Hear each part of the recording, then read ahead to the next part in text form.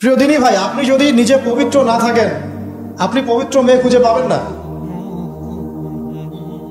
বড় বড় শহরগুলোতে গিয়ে দেখেন, শপিং মলগুলোতে গিয়ে দেখেন, শপিং মল, ইউনিভার্সিটিস, মেগা সিটিসগুলোতে গিয়ে দেখেন, মেয়েদের গেট আপগুলো দেখেন, বলবে যে হুজুর আপনারা এগুলো দেখেন না, বাট আমাদের চোখের সামনে পড়ে যায়। আর চোখের সামনে যখন পড়ে যায় তখন তো আমরা চোখ বন্ধ করে হাঁটতে পারবো না। মনে করেন আমি কার ড্রাইভ করছি, আমি চোখ বন্ধ করে ড্রাইভ করবো? সামনে কেউ পড়ে গেলে বলবেন হুজুর আপনার দৃষ্টি খারাপ। কি ফাইজলামি শুরু করছে একটা।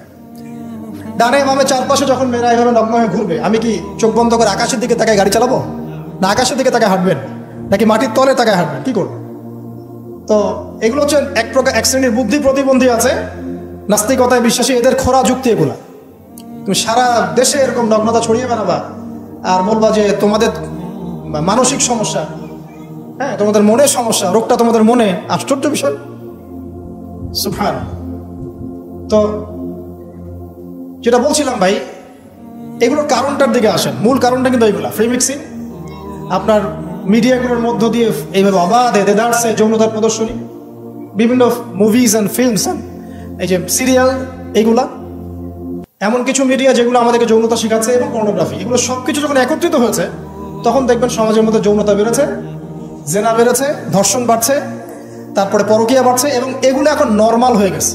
মানে এগুলো নর্মাল, মানুষ সবাই মেনে নিয়েছে যে এটা হয়, এমনই আসলে। ধর্ষণ দিনে 4-5টা হয়, হ্যাঁ রেপ এটা হতেই পারে, জেনা ছেলে মেয়ে একটা আপোষের সম্মতিতে প্রেম করছে, জেনা করছে, এটা সমস্যা কিছু নাই, এটা বাক স্বাধীনতা, এটা মানুষ মনে করে এখন। হ্যাঁ, দুজন যদি পরস্পর সম্মতিতে জেনা করে এটাকে পাপ মনে করা হচ্ছে না এখন আর। আপনার কথা কি মাথার মধ্যে আছে? সত্যি, এখন যদি দুজন, একজন ছেলে একজন মেয়ে যদি সম্মতিতে জেনা করে এটাকে পাপ মনে করা হচ্ছে না, জোর করে করলে তখন পাপ মনে করা হচ্ছে। এবং দেখা যায় অনেক পরিবার, আপনি জরিপ করে দেখেন, ম্যাক্সিমাম পরিবারে এখন পরকীয়া ঢুকে গেছে। স্বামীকে নিয়ে স্ত্রী সন্তুষ্ট না, স্ত্রীকে নিয়ে স্বামী সন্তুষ্ট না, চলছে। আবার যদি কেউ অনেস্টলি একাধিক বিয়ের দিকে যায় তখন তাকে আবার সমাজের দিকে খারাপ চোখে দেখা হচ্ছে। দেখা যাবে একটা স্ত্রী আছে বাসায়, কিন্তু বাইরে 10টা মেয়ের সাথে টাঙ্কি মেরে বেড়ায়, কোনো সমস্যা নাই, 10টা মেয়ের সাথে জেনা করে বেড়ায়, কোনো সমস্যা নেই।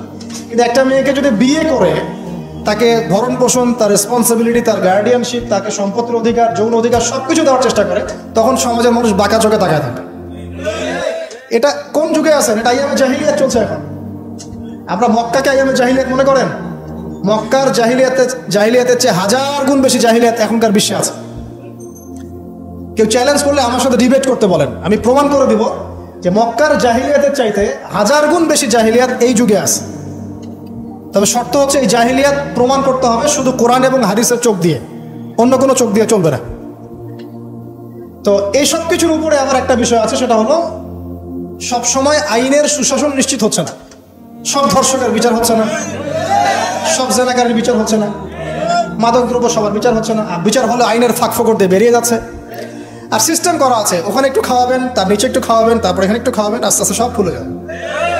আর এগুলো আমরা মেনে নর্মাল, এমনই সিস্টেম, আমরা সবাই মেনে নিয়েছি, এটাই হয়।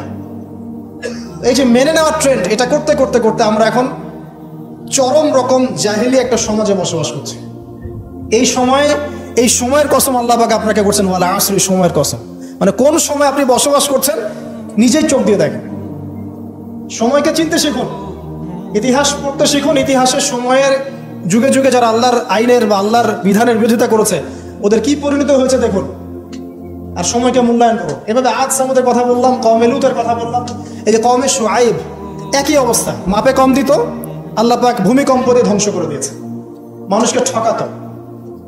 শুআইব আলাইহিস সালামের কওম যেভাবে মানুষকে ঠকাতো, এখনকার IMF আর ওয়ার্ল্ড ব্যাংক মানুষকে এইভাবে ঠকায়। এটা আপনি বুঝবেন না যদি ইন্টারন্যাশনাল ইকোনমিক্স, মনিটারি সিস্টেম সম্পর্কে পড়াশোনা না করেন। সুদের জালে ফেলে দরিদ্র দেশগুলোকে একদম গলায় রশি ধরে টেনে ফেলে দিবে, হ্যাঁ সুদের মধ্য দিয়ে, এবং পুরো ওয়ার্ল্ডটাকে এভাবে সাজিয়েছে, এর বাইরে কেউ বের হতে পারবে না। তারপরে ওরা ইন্দোনেশিয়াকে ইকোনমিক স্যাংশন দিয়ে দিয়েছে। ইন্দোনেশিয়া আস্তে একটা ভালো অবস্থান থেকে হঠাৎ করে ধাপ করে পড়ে গেছে।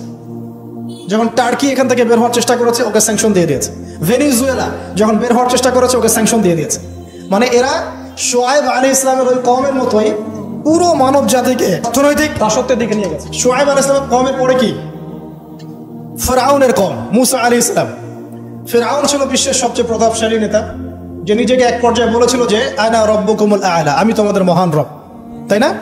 সে বলেছিল যে আমি তোমাদের জন্য যা ভালো মনে করি আমি তাই করি এবং আমি তোমাদেরকে সরল পথ দেখাই। এটা ফেরাউনের স্টেটমেন্ট, এটা কিন্তু ফেরাউনের স্টেটমেন্ট।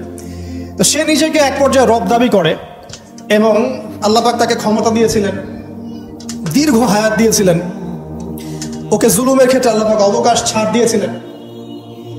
এক পর্যায়ে সে মনে করলো যে তাকে ধরার কেউ নাই।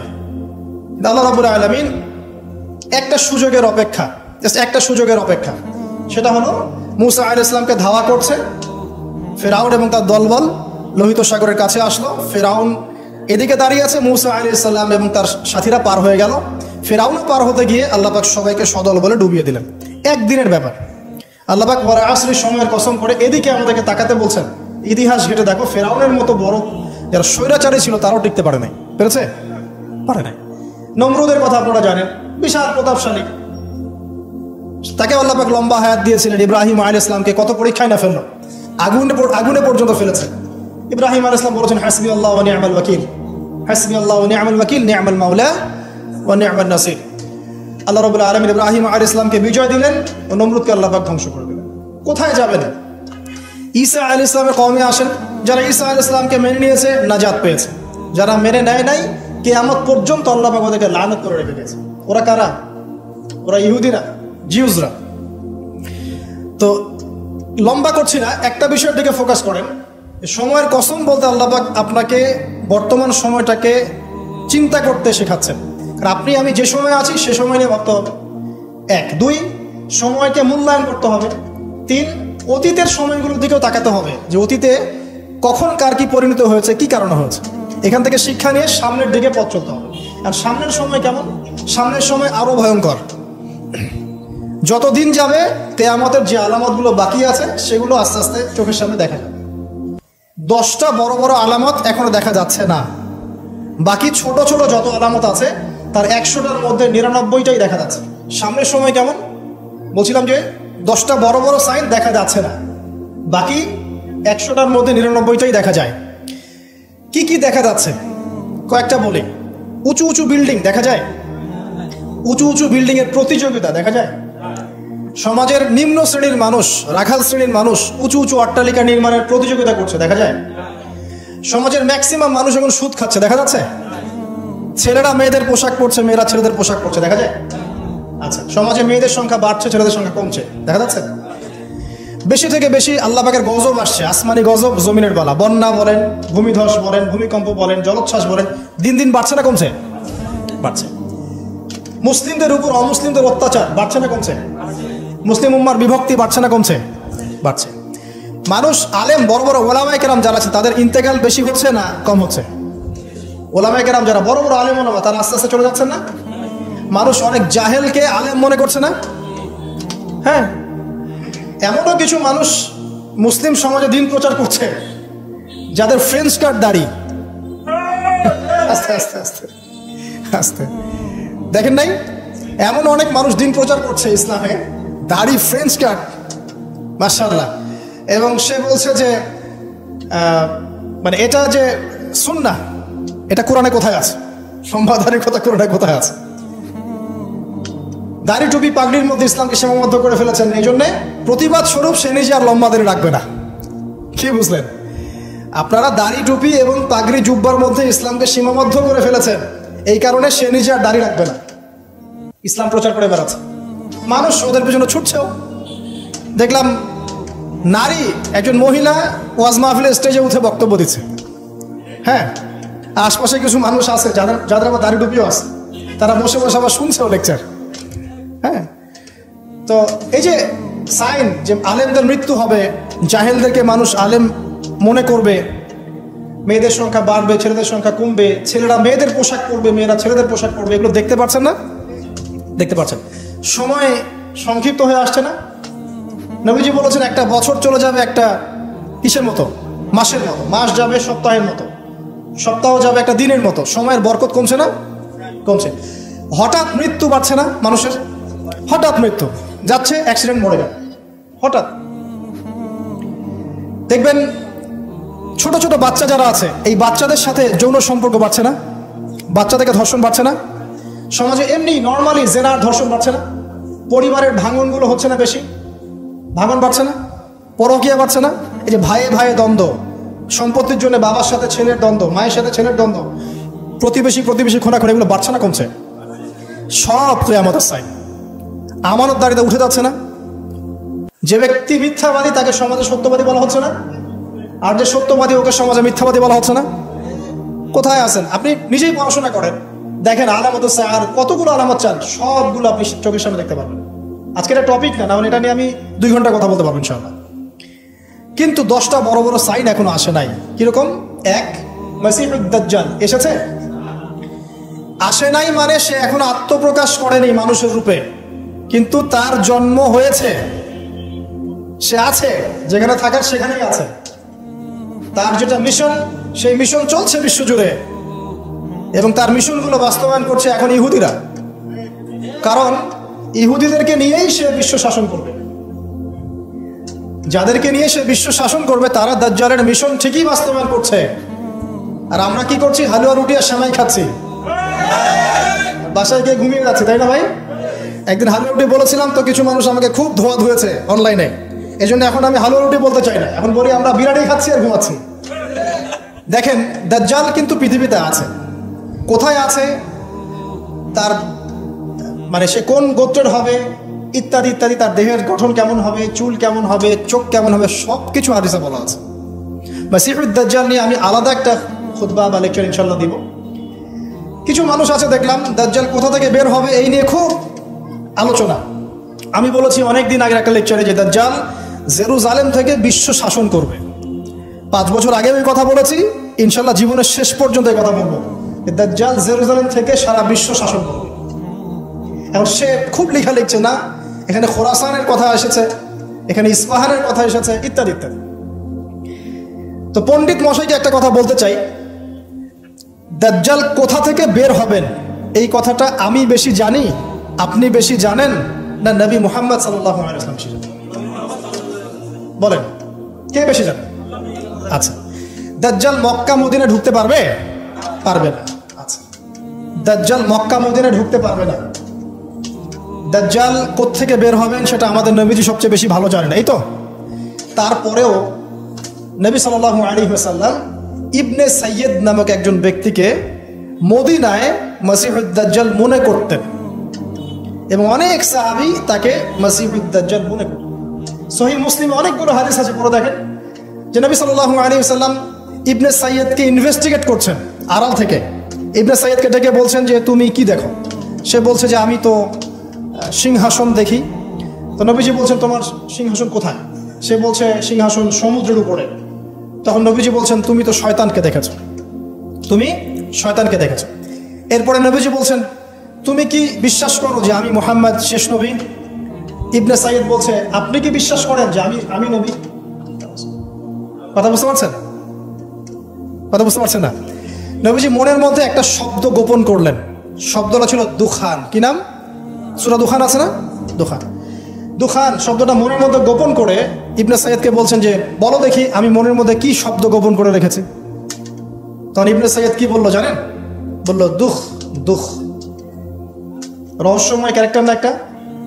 ওমর রাদিয়াল্লাহু আনহু বলছেন যে ইয়া রাসূলুল্লাহ আপনি আমাকে অনুমতি দেন, এর গর্দানটা আমি উড়াই দিই। তখন নবী সাল্লাল্লাহু আলাইহি ওয়াসাল্লাম বলছেন যে না, যদি সে, শোনেন স্টেটমেন্টটা শোনেন, যদি ইবনে সাইয়্যিদ সত্যি দাজ্জাল হয়ে থাকে তাহলে তুমি তাকে হত্যা করতে পারবে না, কারণ তার হত্যা লেখা আছে ঈসা আলাইহিস সালামের হাতে। ঠিক আছে? আর যদি সে দাজ্জাল না হয়ে থাকে তাহলে নিরপরাধ ব্যক্তিকে হত্যা করার মধ্যে কোনো সার্থকতা নাই। এই যে যদি সে দাজ্জাল হয়ে থাকে, এই চান্সটা নবী সাল্লাল্লাহু আলাইহি ওয়াসাল্লাম কেন নেবেন? অথচ ঘটনাটা মদিনার, যে মদিনায় দাজ্জাল ঢুকতে পারবে না। ব্যাপারটা কি রহস্যময় নয়? এত সহজেই দাজ্জালের কনসেপ্ট নিয়ে এত আলোচনা করা যায় না। 2-4টা হাদিসকে মিলালেই সবকিছুর কনক্লুশন আসে না। দাজ্জালের খুরুজ একটা জিনিস, ওর জন্ম নিয়ে আর একটা জিনিস। সে পৃথিবীতে আছে, সৃষ্টি শুরু থেকেই আছে। স্বয়ং নূহ আলাইহিস সালাম যখন নবী ছিলেন তখন নূহ আলাইহিস সালামও তার কওমকে দাজ্জাল সম্পর্কে সতর্ক করেছেন।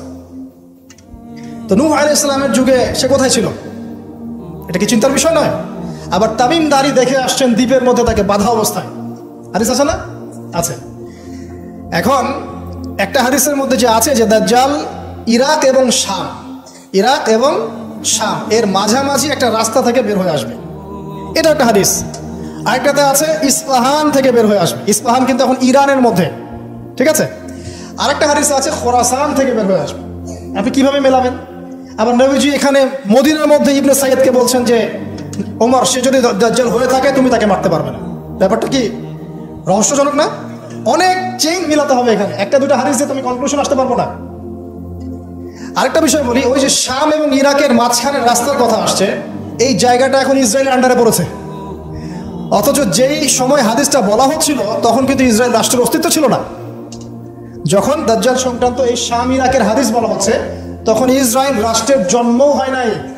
এর জন্ম তো হয়েছে 1914 সালে, 17 সালে, 45 সালের দিকে এসে। তাহলে ওই যে ইস্পাহান খোরাসান যেগুলো বলছেন, এমনও হতে পারে অদূর ভবিষ্যতে ইসরায়েল ওই জায়গাগুলো দখল করে ফেলবে, হতেই পারে। সিরিয়ার ওই উপত্যকা কি ইসরায়েলের ছিল আগে? মিশরের গোলান ওদের ছিল আগে? আস্তে আস্তে তারা এক্সটেন্ড করেছে। এত সহজে একটা হাদিস যে একটা কনক্লুশনে এসে অনলাইন ধুয়ে দেওয়ার মধ্যে কোনো সার্থকতা নাই। তো মুফতি সাহেব বা ওনাকে জিজ্ঞাসা করেন দাজ্জালের পণ্ডিতকে, তাহলে খোরাসান থেকে যদি দাজ্জাল বের হবে আর ইস্পাহান থেকে বের হবে, তাহলে মদিনায় নবী সাল্লাল্লাহু আলাইহি ওয়াসাল্লাম ইবনে সাইয়দকে কেন দাজ্জাল মনে করছেন? এই প্রশ্নের উত্তর আগে শুনে আসতে পারবো। এর কি উত্তর দেয়? এটা নিয়ে আরো ডিটেলস কথা আছে। আমি বললাম যে একটা দুইটা হাদিস দিয়ে এগুলো আমি বোঝাতে পারবো না, আমার মিনিমাম 1 ঘন্টা সময় লাগে। আল্লাহ পাক এই বিষয়গুলো নিয়ে আমাদেরকে গভীর গবেষণার তৌফিক দান করুন। এতটুকু জেনে রাখেন, সে এই বিশ্ব শাসন করবেই এবং 40 দিন সে বিশ্বটাকে ম্যাসাকার করবে। তার এক হাতে জান্নাত, এক হাতে জাহান্নাম। মানে এটা সত্যিকারের জান্নাত জাহান্নাম নয়, এটা রূপক অর্থে। মানে যে তার আনুগত্য করবে সে তাকে প্রোগ্রেস দেবে, যে তার আনুগত্য করবে না ধ্বংস। সে যে বায়ুমণ্ডল, যে আকাশ নিয়ন্ত্রণ করবে, দুর্ভিক্ষ দিবে, সে যে মানুষকে সচ্ছলতা দিবে, এগুলো কিভাবে? এগুলো তার আনুগত্য এবং তার মানে বিরোধিতার মধ্য দিয়ে মানে পরিস্ফুটিত হবে আর কি। দাজ্জাল এমন একটা গাধার পিঠে সফর করবে যেটার কান হবে অনেক লম্বা। এই গাধা মানে কি সত্যিকারের গাধা? তাহলে গাধা কি আকাশে উড়বে? আর কিছু প্রোটেস্ট্যান্ট মার্কা মুসলিম আছে, এরা মনে করেন না গাধা মানে সত্যিই গাধা। এমন গাধা আসবে যে গাধা চড়ে আকাশে সফর করা যাবে। আসলে কি এখানে গাধা কি গাধাই বোঝানো হয়েছে? দাজ্জালের হাতে রুটির পাহাড় থাকবে। কিছু মানুষ মনে করে রুটির পাহাড় মানে আসলে রুটির পাহাড়। আসলে কি রুটির পাহাড় মানে খাবারের নিয়ন্ত্রণ? এগুলো বোঝার জন্য কি আপনার পিএইচডি করার দরকার আছে? তো অনেক ডেপথ এই সাবজেক্টটা, এটাকে আপনাকে খুব গভীরভাবে পড়তে হবে। চলুন, এই সাইনটা এখন দেখা যাচ্ছে না, সে এখনো আত্মপ্রকাশ করে নাই, অচিরেই করবে। তবে এতটুকু জেনে রাখেন, সে আত্মপ্রকাশ করলে জিউসদেরকে নিয়ে সারা বিশ্ব সে শাসন ঠিকই করবে। তবে আল্লাহ পাক তাকে এবং পুরো জিউসদেরকে ওই জেরুজালেমে ধ্বংস করবেন কিভাবে? ঠিক যেভাবে আল্লাহ পাক ফেরাউন এবং তার দলবলকে ধ্বংস করেছেন লোহিত সাগরে। একই সুন্নাহ, সেম সুন্নাহ আল্লাহ পাক অ্যাপ্লাই করবেন। আল্লাহ পাক সবর করেছেন, ধৈর্য ধরেছেন, সবগুলাকে এক জায়গায় এনেছেন লোহিত সাগরে। তারপর একদিনের মধ্যে ফেরাউন আর তার দলবলকে ডুবিয়ে দেন। একই সুন্নাহ আল্লাহ পাক সবাইকে জেরুজালেমে একত্রিত করছেন, এক জায়গায় একত্রিত করছেন। ঈসা ইবনে মারিয়ামের হাতে, ইমামুল মাহদির হাতে এই সমস্ত জালেমদের পতন এক মুহূর্তে হয়ে যাবে। এটা হবে সামনে, এটা দেখা যাচ্ছে না। আর কি ইয়াজুজ আর মাজুজ দেখতে পাচ্ছেন না, 3টা বড় বড় ভূমিকম্প দেখতে পাচ্ছেন না। আর কি পাচ্ছেন না? ইয়েমেনের আগুন দেখতে পাচ্ছেন না, দাব্বাতুল আরদ দেখতে পাচ্ছেন না, ঈসা আলাইহিস সালামের আগমন দেখতে পাচ্ছেন না। মানে এই যে বড় বড় সাইনগুলো, এগুলো আপনি দেখতে পাচ্ছেন, বাকি সব ছোট ছোট আলামতগুলো দেখতে পাচ্ছেন না? দেখতে পাচ্ছেন। এটা আপনার সময় সামনে অপেক্ষা করছে। আল্লাহ রাব্বুল আলামিন এখন কি বলছেন? যে এই সময়ের কসম করে আল্লাহ পাক বলছেন সবাই আমরা ক্ষতির মধ্যে আছি। আমরা যে ক্ষতির মধ্যে আছি এটাকে বোঝানোর বাকি আছে? পারিবারিকভাবে, ধর্মীয়ভাবে, ইকোনমিক্যালি, আপনার পলিটিক্যালি আমরা যে ক্ষতির মধ্যে আছি বোঝার কি বাকি আছে? পুরো বিশ্বটাই ক্ষতির সম্মুখীন।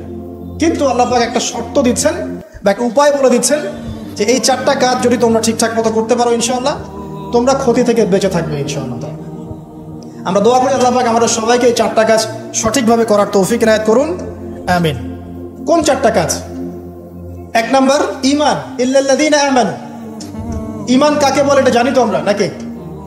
কয়টা পিলার ঈমানের? ইসলামের 5টা, ঈমানের 6টা। ঈমানের 6টা পিলার কি কি বলেন? 1 নাম্বার কি? আল্লাহর প্রতি বিশ্বাস। তারপরে ফেরেশতাগণের প্রতি বিশ্বাস। 3 নাম্বার আসমানি কিতাবসমূহের প্রতি বিশ্বাস। তারপরে রাসূলগণের প্রতি বিশ্বাস। পরকালের জীবনের প্রতি বিশ্বাস। আর ভাগ্যের ভালো মন্দের প্রতি বিশ্বাস। এই 6টা হচ্ছে ইমানের পিলার। এই 6টাকে মনে বিশ্বাস করতে হবে, মুখে স্বীকার করতে হবে এবং কাজেও বাস্তবায়ন করতে হবে। আল্লাহ পাক তৌফিক দান করুন, আমিন। এটা হলো ইমান। যারা ইমানদার হবে তারা ইনশাআল্লাহ ক্ষতি থেকে বেঁচে থাকবে। 2, ওয়া আমিলুস সালিহাত, যারা সৎ আমল করবে, নেক আমল করবে। সৎ আমল, নেক আমল কি জিনিস? এক কথায় উত্তর হচ্ছে নবী সাল্লাল্লাহু আলাইহি ওয়াসাল্লামের সুন্নাহই হচ্ছে নেক আমল। সিম্পল। তিনি যেভাবে নামাজ পড়েছেন সেভাবে পড়বেন, যেভাবে যাকাত দিয়েছেন সেভাবে যাকাত দিবেন, যেভাবে হজ করেছেন, উমরা করেছেন, সাদাকা করেছেন, তেলাওয়াত করেছেন, জিকির করেছেন, ঠিক সেভাবে করবেন। নবী সাল্লাল্লাহু আলাইহি ওয়াসাল্লাম যেভাবে পরিবার চালিয়েছেন, ব্যবসা করেছেন, চাকরি করেছেন, চাকরি তিনি করেন নাই, মানে মুআমালাত ডিল করেছেন, সেভাবে করবেন। মানে জীবনের প্রতিটা কাজ নবী সাল্লাল্লাহু আলাইহি ওয়াসাল্লামের সুন্নাহ মতো করাই হচ্ছে আমলে সালেহ। তো আমরা বেশি বেশি আমলে সালেহ করার চেষ্টা করবো। আল্লাহ পাক তৌফিক রায়াত করুন। এরপরে হচ্ছে ওয়াতাওয়াসাউ বিল হক, পরস্পরকে হকের দাওয়াত দেয়া। তো হকের দাওয়াতটা কি জিনিস? হকটা কি এটাকে শিখতে হবে। হক মানে এক কথায় কোরআন এবং সুন্নাহ। কোরআন এবং সুন্নাহর বাইরে হকের কোনো মানদণ্ড আছে? সত্য মিথ্যার কোনো মানদণ্ড আছে? কোনো কিছু যদি কোরআন সুন্নাহর সাথে মিলে যায় সেটাকে গ্রহণ করতে কোনো আপত্তি আছে? না। কিন্তু কোনো কিছু যদি কোরআন সুন্নাহর সাথে না মিলে বিপরীত হয় তাহলে কি সেটা মানবেন? মানবেন না। এই হলো হকের মানদণ্ড। ওয়াকুলিল হাক্কু মির রাব্বিকুম, হক তোমার রবের পক্ষ থেকে আসে। কোরআন এবং সুন্নাহর সাথে যা মিলে যাবে সেটা মেনে নিতে আমাদের কোনো আপত্তি নাই, কারণ কোরআন এবং সুন্নাহই হচ্ছে হকের একমাত্র মানদণ্ড। সত্য মিথ্যা, ন্যায় অন্যায়, হক বাতিলের চূড়ান্ত মানদণ্ড কি? কোরআন এবং সুন্নাহ। এটাই হলো হক। এর দাওয়াত যারা প্রদান করে, এই দাওয়াতটা আপনি একটা ফাউন্ডেশনের থ্রু দিয়েও করতে পারেন, একটা রাষ্ট্রের মাধ্যমে করতে পারেন, একটা শিক্ষা প্রতিষ্ঠানের মাধ্যমে করতে পারেন, একটা সামাজিক সংগঠনের মাধ্যমে করতে পারেন। যেভাবেই হোক আপনি হকের দাওয়াতটা মানুষের কাছে প্রচার করবেন। এটা হচ্ছে ওয়াতাওয়াসাউ বিল হক, পরস্পরকে সত্যের উপদেশ দেয়া। আরেকটা কি? ওয়াতাওয়াসাউ বিস সবর, পরস্পরকে ধৈর্যের উপদেশ দেয়া। মানে হকের সাথে ধৈর্যের সম্পর্ক, দাওয়াতের সাথে ধৈর্যের সম্পর্ক। কারণ ইসলামের বিজয় রাতারাতি হয় না, সবর করতে হয়।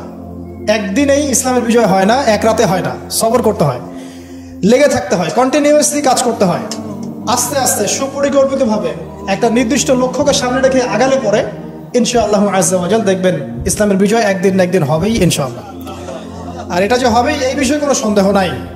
আজ হোক আর কাল হোক, ইসলাম এই পৃথিবীতে চিরস্থায়ী হবে।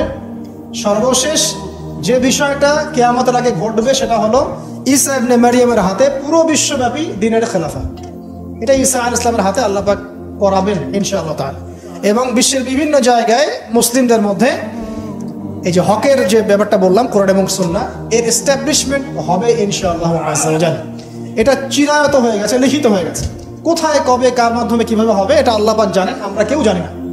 কিন্তু এতটুকু জানি যে ইসলাম ছিল, ইসলাম আছে, ইসলাম থাকবে এবং ইসলাম সর্বশেষ রিলিজন যেটা সারা বিশ্বকে ডিল করবে, সারা বিশ্বের বিষয়গুলোকে নিয়ন্ত্রণ করবে ইনশাআল্লাহু আযজা ওয়া জাল। আল্লাহ আপনি মুসলমানদেরকে আর ইসলামকে ইজ্জত এবং সম্মান দান করেন, তখন আমরা বলি আমিন। ওয়া আযিল্লাশ শিরকা ওয়াল মুশরিকিন, আল্লাহ শিরক এবং মুশরিকদেরকে আপনি জিল্লতি দেন, ধ্বংস করেন। বলেন ওয়া আযিল্লাশ শিরকা ওয়াল মুশরিকিন, শিরক এবং মুশরিকদেরকে অপদস্থ কর, আমরা বলি আমিন। ওয়া দাম্মির আ'দা'আদ-দ্বীন, আল্লাহ তোমার দ্বীনের শত্রুদেরকে তুমি শায়েস্তা করো, আমরা বলি কি? আমিন। ওয়াদাম্মির আ'দা'আদ-দ্বীন ওয়ানসুর ইবাদাকাল মুমিনিন, আল্লাহ তোমার মুমিন বান্দাদেরকে তুমি সাহায্য করো। ইমাম সাহেব বলেন আল্লাহুম্মা উনসুর মান নাসারা দীন মুহাম্মদ সাল্লাল্লাহু আলাইহি ওয়াসাল্লাম, ও আল্লাহ মুহাম্মদ সাল্লাল্লাহু আলাইহি ওয়াসাল্লামের দ্বীনকে যারা সাহায্য করে তুমি তাদেরকে সাহায্য করো, আমরা বলি কি? আমিন। ওয়াখযুল মান খাযালা দীন মুহাম্মদ সাল্লাল্লাহু আলাইহি ওয়াসাল্লাম, আল্লাহ যারা নবীর দ্বীনের সাথে দুশমনী করে তাদেরকে আল্লাহ তুমি ধ্বংস করো, আমরা কি বলি? এখন বলেন এই দোয়ার অর্থ যদি বাংলাদেশের সবাই বুঝতো তাহলে কি ইমাম সাহেব দোয়া করার সময় আমরা চুপ করে বসে থাকতাম, মোবাইল টিপতাম, একে অপরের সাথে গল্প করতে পারতাম মসজিদে? আর ইমাম সাহেবেরও কি চাকরি থাকতো? ইমাম সাহেবেরও চাকরি থাকতো? উনি বলছেন আল্লাহ ইসলামের দুশমনদেরকে ধ্বংস করেন, ইসলামের দুশমনদেরকে ধ্বংস করেন, আর কমিটিতেই বসে আছে তাগুত। সে যদি জানতো যে দোয়ার অর্থ কি তাহলে তো চাকরি থাকতো না। শুনেন, ওয়াজ নসিহত অনেক শুনবেন, শুনেছেন জীবনে, যতক্ষণ পর্যন্ত আমরা তাগুতের সাথে কুফরি করতে পারছি না আর আল্লাহর সামনে আত্মসমর্পণ করতে পারছি না ততদিন পরিপূর্ণ মুসলমান হতে পারি নাই। আমি রেফারেন্স দিয়ে কথা বলছি। আল্লাহ পাক সূরা বাকারায় আয়াতুল কুরসি নাযিল করেছেন 255 নম্বর আয়াত। কত নম্বর? যেটা প্রত্যেক ফরজ নামাজের পরে পড়তে হয়, ঘুমানোর আগে পড়তে হয়, এবং এটা আপনাকে হেফাজত করবে। আল্লাহ পাকের রহমতে একজন ফেরেশতা আপনাকে প্রোটেক্ট করবে। ঠিক তার পরে একটা পড়ে দেখছেন কখনো? আয়াতুল কুরসি কয়জন পড়েছেন? আপনার এর পরের একটা কয়জন পড়েছেন? এই দেখেন আপনার আয়াতুল কুরসির পরের আয়াতটা শুনেন। আল্লাহ পাক বলছেন বা'দা আউযু বিল্লাহি মিনাশ শাইতানির রাজীম লা ইকরাহা ফিদ-দীন। দ্বীনের মধ্যে কোনো জবরদস্তি নাই। কি নাই ভাই? দ্বীনের মধ্যে কোনো জবরদস্তি নাই। ক্বাদ তাবায়্যানা রুশদু মিনাল গায়, মানে সত্য মিথ্যা, আলো অন্ধকার, হক বাতিল স্পষ্ট হয়ে গেছে। যেটা হেদায়েত আর যেটা গোমরাহি এটা স্পষ্ট হয়ে গেছে। স্পষ্ট হয় নাই? তারপরে আল্লাহ বলছেন মান ইয়াকফুর বিত-তাগুতি ওয়া ইউমিন বিল্লাহ ফাকাদ ইসতামসাকা বিল-উরওয়াতিল ওয়াসকা। এই আয়াতটা তো আমরা অনেকে জানি না। আল্লাহ পাক বলেছেন মান ইয়াকফুর বিত-তাগুত, যে বা যারা তাগুতকে অস্বীকার করলো বা তাগুতের সাথে কুফরি করলো, ওয়া ইউমিন বিল্লাহ, এবং আল্লাহর প্রতি ঈমান নিয়ে আসলো, ফাকাদ ইসতামসাকা বিল-উরওয়াতিল ওয়াসকা, সে ব্যক্তি একটা শক্ত রশি আঁকড়ে ধরলো, লা ইনফিসামা লাহা, যেটা কখনো ছিঁড়ে যাবে না ইনশাআল্লাহ। তাহলে আল্লাহ পাক এই আয়াতে বলছেন আপনাকে তাগুতের সাথে কুফরি করতে। কার সাথে? তাগুতের সাথে কুফরি করতে এবং মুমিন হতে। ঈমানদার হতে হলে তাগুতের সাথে কুফরি করতে হবে, আর তাগুতের প্রতি ঈমান রাখলে মুমিন হওয়া যাবে না। কথা বোঝা যাচ্ছে? তাহলে এখন ডেফিনেশন কি তাগুতের? কাকে বলে এটা? যেটার প্রতি কুফরি না করলে আমি মুমিন হতে পারবো না। এক, আল্লাহ বাদ দিয়ে যার ইবাদত করা হয় সেটা তাগুত। আল্লাহ বাদ দিয়ে যার ইবাদত করা হয় সেটা তাগুত। আল্লাহ বাদ দিয়ে এমন কারো দাসত্ব করা যেটা আল্লাহ রাব্বুল আলামিনের কোরআন এবং সুন্নাহ শরীয়তের মূলনীতির বাইরে, তাগুত। এমন কোন বিধান যেটার দাসত্ব করলে আল্লাহর কোরআনের বিধানকে অবজ্ঞা করা হয়, ওটাও তাগুত। এমন কোন সিস্টেম যে সিস্টেমটা আল্লাহ এবং তার রাসূলের বিধান মোতাবেক চলে না, গায়রুল্লাহর বিধান মোতাবেক চলে, ওটাও তাগুত। আমার কথা কি বোঝা যাচ্ছে? ভয় লাগতেছে? তাগুতের সাথে কুফরি না করতে পারলে মুমিন হতে পারবে না। এখন চট্টবটম সব তাগুত, চট্টবটম সব তাগুত। আমাদের উচিত ইসলামের মধ্যে এই আয়াতের অনুযায়ী আমল করা। আল্লাহ পাক বলেছেন উদখুলু ফিস সিলমি কাফা, তোমরা পরিপূর্ণরূপে ইসলামে প্রবেশ করো। আংশিক প্রবেশ করো না ভাই, আংশিক ইসলামে প্রবেশ করো না, পরিপূর্ণ ইসলামে প্রবেশ করো।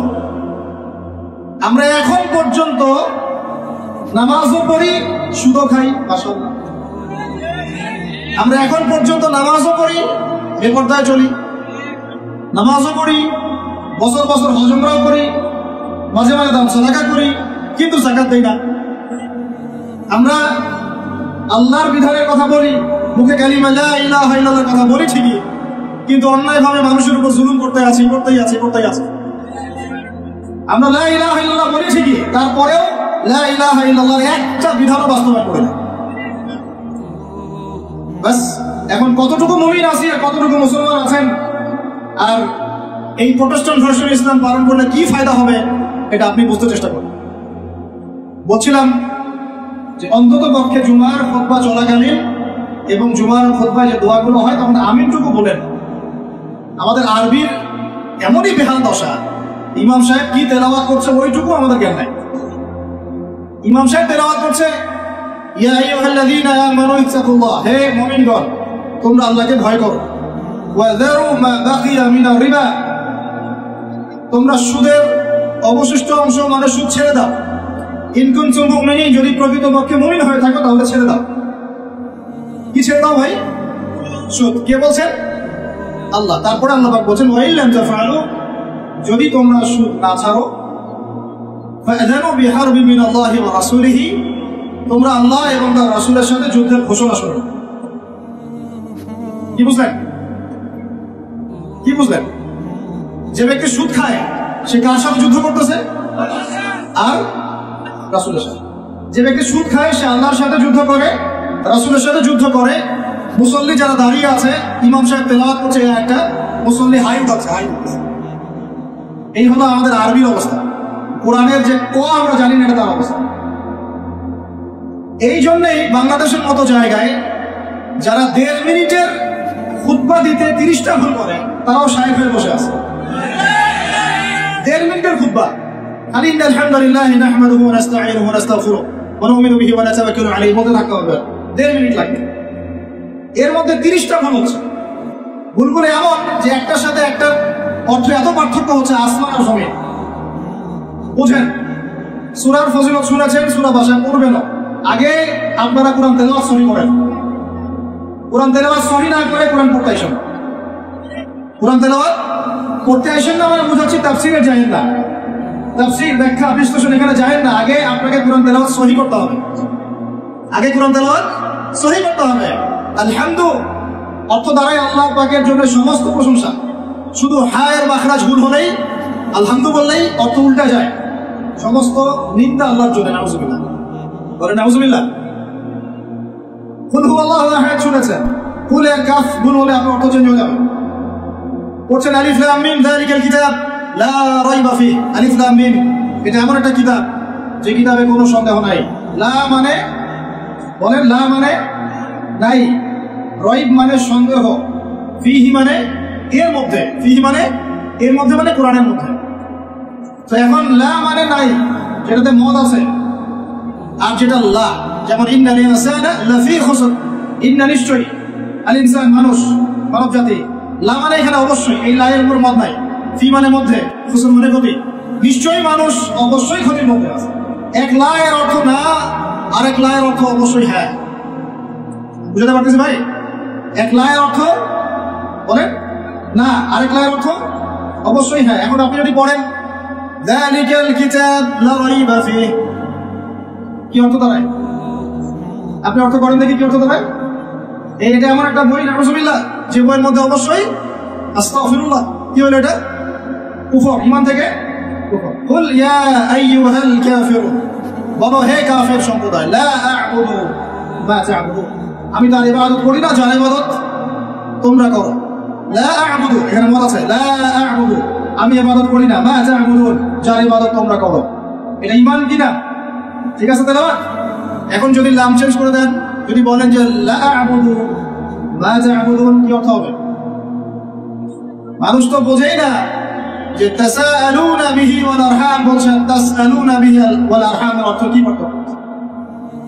বিসমিল্লাহির রহমানির রহিম বলছে কি? বিসমিল্লাহির রহমানির রহিম। আমার কথাগুলো মন দিয়ে শুনেন। ইসলাম কায়েম করতে পারবেন না যতদিন আপনি কোরআনওয়ালা হচ্ছেন না। কথা বুঝতে পারেন নাই? ইসলাম কায়েম করতে পারবেন না যতদিন কোরআনওয়ালা হচ্ছেন না। আর কোরআনওয়ালা, হাদিসওয়ালা, সুন্নতওয়ালা ততদিন হতে পারবেন না যতদিন বিশুদ্ধ করে তেলাওয়াত করা শিখছেন। আমাকে একজন সাহাবী দেখাবেন, একজন সাহাবী যিনি কোরআন তেলাওয়াত করতে পারতেন না। আছে? আছে? এমন একজন তাবেঈ দেখান যিনি কোরআন তেলাওয়াত করতে পারতেন না। এমন একজন তাবেঈ দেখান যিনি কোরআন তেলাওয়াত করতে পারতেন না। আমি আপনাকে বাংলাদেশের কয়েক কোটি মানুষ দেখাতে পারবো ইনশাআল্লাহ, যদি আমাকে অথরিটি দেওয়া হয়, যারা কোরআনের আরিফও জানে না, বাও জানে। এখন আপনি এই জেনারেশনটাকে দিয়ে কি দিন কায়েম করতে চাচ্ছেন বাংলাদেশে? পারবেন? মনে হচ্ছে পারবেন যদি এদেরকে প্রশিক্ষিত করতে পারেন।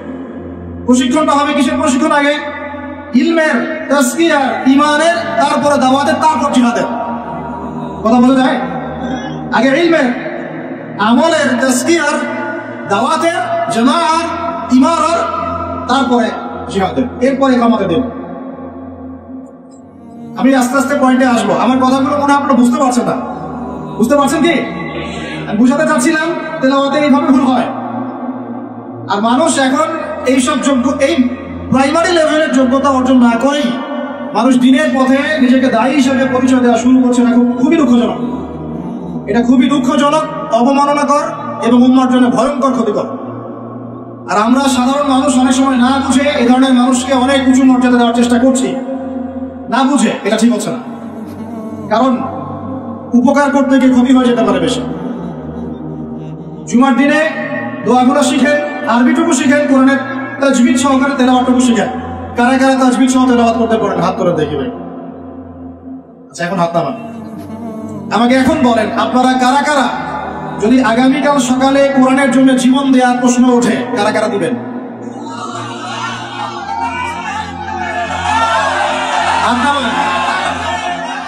হাত নামা। ওয়াল্লাহি আল্লাহর কসম করে বলছি আপনারা পারবেন না। আচ্ছা আচ্ছা, ইনশাআল্লাহ আল্লাহ কবুল করেন। তাহলে আমাকে আগে কোরআন তেলাওয়াতটা সহি করে দেখেন। জীবন দেওয়া অনেক পরের কথা, জীবন দেওয়া অনেক বড় কথা কি না? এটা কি এত সহজ? এত সহজ না ভাই, এত সহজ না। 3 দিনের রিমান্ডে একদম আপাতমস্তক সব চেঞ্জ হয়ে যাবে। কয়দিন? 3 ঘন্টা রিমান্ডে, মাত্র 3 ঘন্টা। বড় বড় ইমানদারের রিমান্ড দেখবেন যে বের হয়ে গেছে পিছন দিক দিয়ে, নাই শেষ নাই। এত সহজ না আল্লাহর জন্য জীবন দেয়া। আগে আল্লাহর জন্য তো আপনি নামাজই পড়তে পারছেন না, আপনি আল্লাহর জন্য তাহাজ্জুদই উঠতে পারছেন না। তাহাজ্জুদই তো উঠতে পারছি না আমরা তাহাজ্জুদে উঠতে না পারি, রাত্রে জেগে আছেন, রাতের একটা অংশ তো নামাজ পড়ছেন না। আল্লাহর জন্য তো আপনি দোয়া কালামগুলো মুখস্থ করলেন না, কুরআনটাও তেলাওয়াত করে এখনো শিখলেন না, 40টা হাদিস আপনি মুখস্থ বলতে পারছেন। এখন পর্যন্ত আল্লাহর জন্য আপনি হালাল খাওয়া শুরু করতে পারলেন না। আমি কাউকে উদ্দেশ্য করে কথা বলছি না, আমভাবে বলছি। তো যদি বলি এখানে যদি কেউ চোর থাকেন, তার উপর একটা চোর, তাহলে কি আপনি দাঁড়ায় বলবেন যে আমি সেই চোর? কিছু মানুষ তো বলছে আর কি। বাদ দেন, আল্লাহর জন্য এখন পর্যন্ত আমরা হালাল খাওয়াটা ধরতে পারলাম না, শুধু খেয়ে যাচ্ছি। আয়াত একটা তেলাওয়াত করলাম, এটা আল্লাহর সাথে যুদ্ধ করা, নবীর সাথে যুদ্ধ করা। ইমাম সাহেব তেলাওয়াত করে, আমি বুঝি না, আমার হাই ওঠে। নামাজে দাঁড়ায় চেয়ার নিয়ে গালাগালি করি, কে আগে চেয়ার নিয়ে গালাগালি করি? নামাজে দাঁড়াই নড়াচড়া, বুঝি না যে কি হচ্ছে নামাজে, কার সামনে দাঁড়িয়েছি, কি বলছি। আর আল্লাহ পাক যে আমাকে দেখছেন, আমার যে নামাজে আল্লাহর সামনে দাঁড়িয়ে আমি আছি, আল্লাহ পাকের সামনে আমাকে এভাবেই কিয়ামতের দিন মানে ইন্ডিভিজুয়ালি দাঁড়াতে হবে। নামাজ কি ফিলিংস দিবে? নামাজে দাঁড়িয়ে গা চুলকাচ্ছি, আঙ্গুল ফুটাচ্ছি, নড়াচড়া করছি, হাই উঠাচ্ছি। আর ইমাম সাহেব যদি একটু তেলাওয়াতটা লম্বা করে ফেলছে, ব্যাস, তাহলে তো অবস্থা খারাপ। কয়েকদিন থেকে চাকরি নাই। এতগুলো কথা আমি ভূমিকা বলতে চাই নাই, শুধু মূল কথাটা হচ্ছে এখানে ভাই আমাদের সবাইকে আগে বেসিকটা ঠিক করতে হবে। রাজি আছি কি নাই? ওয়াজ শুনে কোনো লাভ নাই ভাই, আমার ওয়াজ শুনে কোনো লাভ হবে না। আপনি যদি আপনার বেসিক ঠিক না করেন, আমার ওয়াজ করেও কোনো লাভ নেই। আপনাকে হয়তো এটার জন্য আমি কিছু আজার পাবো, নিয়াত ঠিক থাকলে আপনি শুনেছেন, আপনার কোনো ওজোর থাকবে না কালকে আমাদের মাঠে, বাস এতটুকুই। আদতে এই বাংলার জমিনে দিন কায়েম হবে না।